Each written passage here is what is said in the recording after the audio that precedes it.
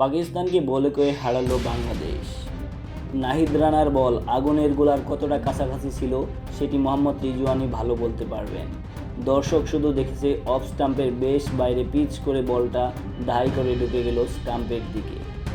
2 বছর আগে রাওয়ালপিন্ডিতে জেতা সিরিজের ধারাবাহিকতায় বাংলাদেশের জয়টা যেন আজ এলো শখ কষে বলে কয়ে। মিরপুর টেস্ট জিততে শেষ দিনের দুটি করণীয় ঠিক করেছিল বাংলাদেশ। 1 নাম্বার, সকালে 20 থেকে 25 ওভার ব্যাট করে লিডটা 260 কিংবা 270-এর ঘরে নিয়ে যাওয়া। 2, পাকিস্তানের ব্যাটিংয়ের জন্য অত্যন্ত 70 থেকে 75 ওভার বোলিংয়ের সময় হাতে রাখা, যেন তাদের অল আউট করার সুযোগ থাকে। শেরেবাংলা স্টেডিয়ামে টেস্টের শেষ অঙ্কগুলো ঠিক এভাবেই মন্তস্থ হলো।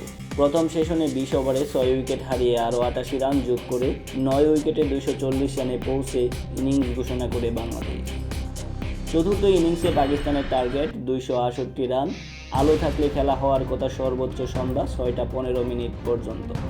268 রানের টার্গেটে পাকিস্তান ব্যাট করছিল। 121 রানে 5 উইকেট হারিয়ে ফেলে পাকিস্তান। তারপর পাকিস্তানের চোখে জয়ের চেয়ে ড্রয়ের দিকেই যেন চলে যায় তাদের মনোযোগ। পরের 10 ওভারে সৌদ শকিল আর মোহাম্মদ রিজওয়ানের খোলসে ঢুকে পড়া ব্যাটিংয়ে এই 10 ওভারে যোগ হয় মাত্র 28 রান। তখন মনে হচ্ছিল বাংলাদেশ ম্যাচটা হারতেও পারে অথবা ম্যাচটা ড্রও হতে পারে। তাতেও শেষ রক্ষা পায়নি অবশ্য পাকিস্তান। 45তম ওভারে আরেকবার বোলিংয়ে এসেই তাদের সব সম্ভাবনা আগুনে পুড়িয়ে দেয় নাহিদ।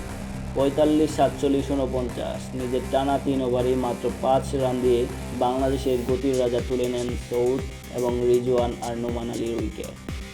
মাঝে ইনিংসে 48তম ওভারে তাইজুল হাসান আলীকে করে এলবিডব্লিউ।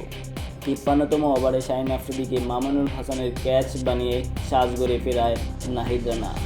ইনিংসে 5ম উইকেট পেয়ে যান তিনি। বাংলাদেশের দারুণ জয়ের মুকুটে যেটি যোগ করলো আর একটি পালক।